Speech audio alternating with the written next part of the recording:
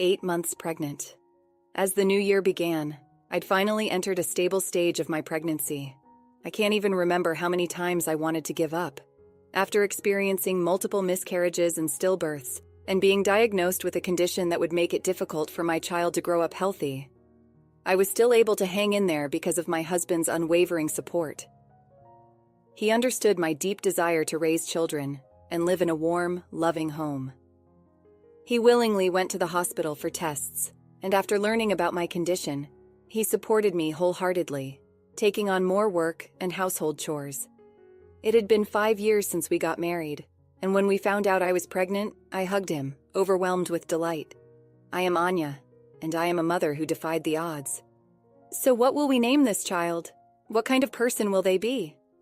I daydreamed about the future, lost in the joy of it all. Let's tell your parents about the pregnancy, my husband suggested. It's the beginning of the year and the timing feels right.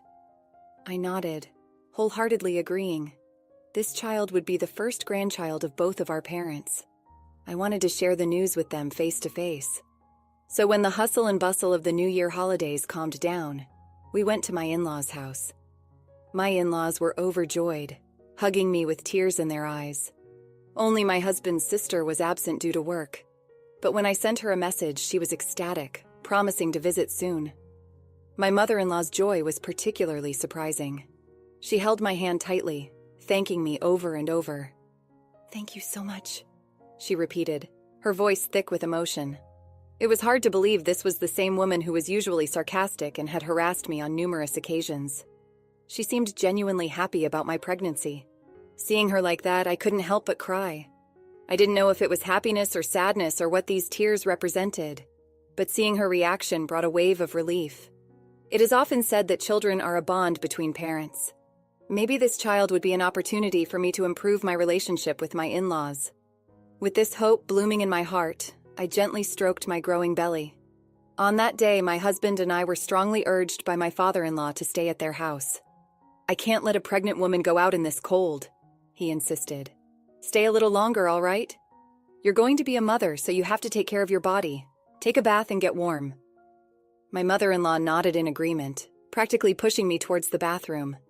I refused several times, uncomfortable with taking a bath before everyone else, but they wouldn't hear of it.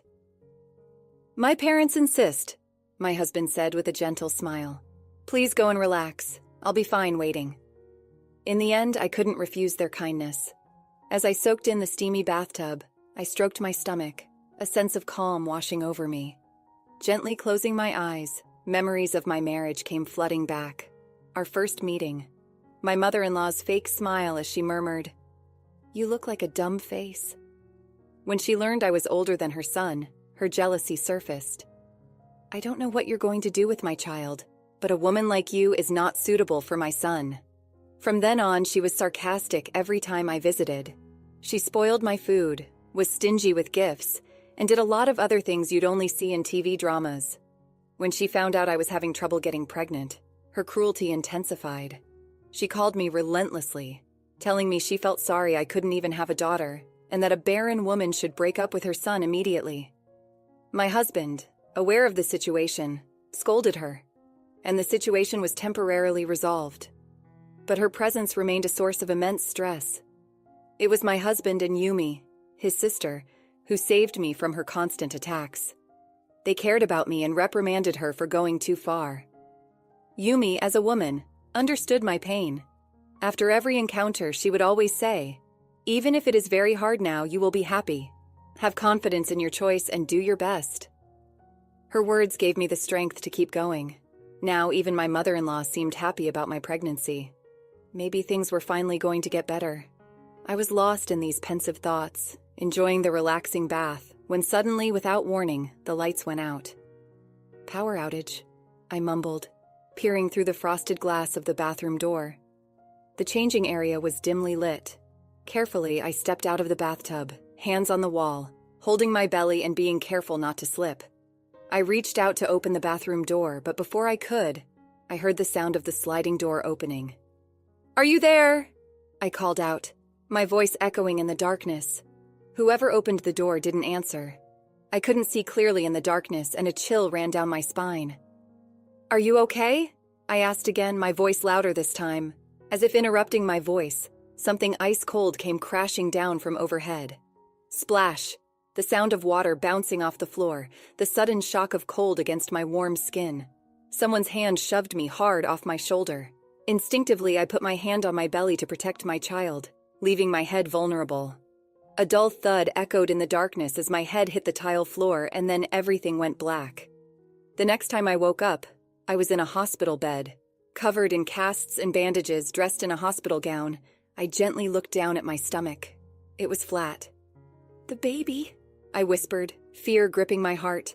Memories of past miscarriages flashed before my eyes. My husband, his face pale and mouth twitching, rushed to my side. "What happened to the baby?" I asked, my voice trembling. "Is the baby safe?" He took my hand, stroking it gently as if to calm me down. "The baby is already born. Our child is fine, not injured, not sick. Our child was born prematurely, so they are in an incubator now, but you will be able to see them soon." Looking back, I realized he'd been unable to hide his fear and upset. But at the time, I was too overwhelmed with relief to notice. My child was safe. That was all that mattered. As time passed, however, questions began to surface. "Why did this happen?" I asked my husband, but he just murmured, "Don't worry, I'll protect you both." A few days later, Yumi visited. I thought she came to see how I was doing, but she looked stiff and was dressed in her work clothes, the uniform of a police officer. "I want you to tell me as much as you can remember about that night," she said, her face serious. I knew this was an official inquiry, but my memories were hazy. I don't remember much. Suddenly the lights went out, and while I was lost in the darkness, someone came in and pushed me. Then I hit my head and woke up in the hospital. "Is that all? There's nothing you're hiding, is there?"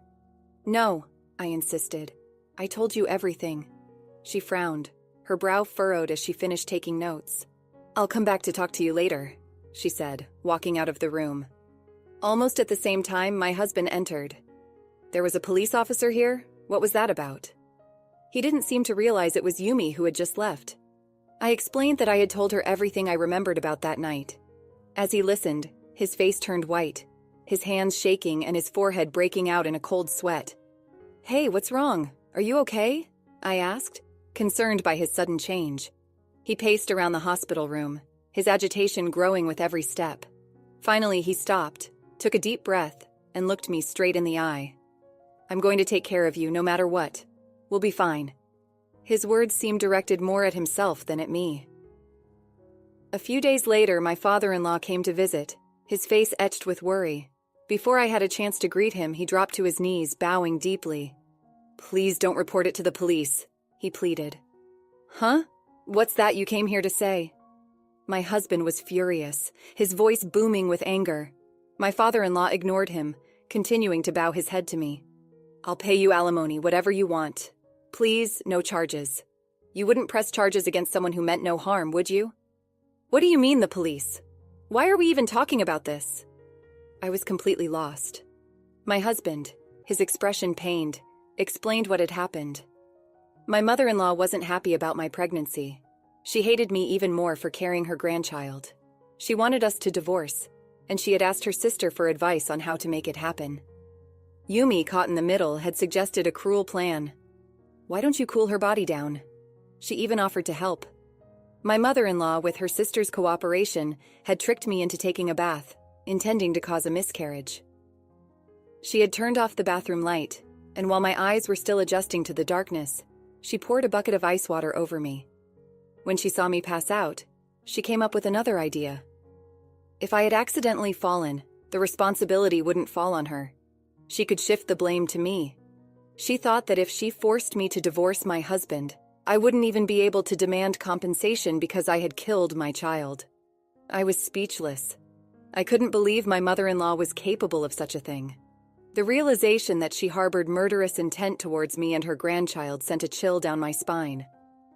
"I'll make my wife pay for her crimes, even if it takes her whole life," my father-in-law pleaded. "So please, just don't tell the police." His words were filled with a desire to protect himself, not an ounce of genuine remorse for what had happened to me. "I get it," I said, taking a deep breath. "I have no second thoughts. I will submit a victim report, following the proper procedures. I smiled, watching as his face contorted in shock. But it wouldn't be good for us, not for our grandchild. Think again, please. The grandmother almost killed her grandchild. I can't stand the idea of having relatives who are so violent towards others, I stated firmly. I will sue her to protect my child. I have to make sure she takes responsibility for her actions, for the sake of my child, right? I tilted my head towards my husband.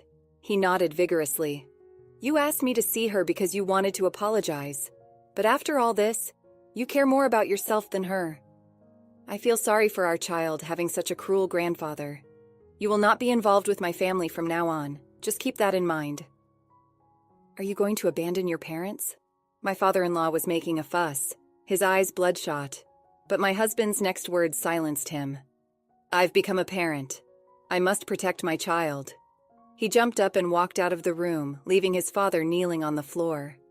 Afterward, I explained the situation to Yumi and formally filed a police report. As a result, my mother-in-law was sentenced to prison, and her sister was also convicted of participating in the crime.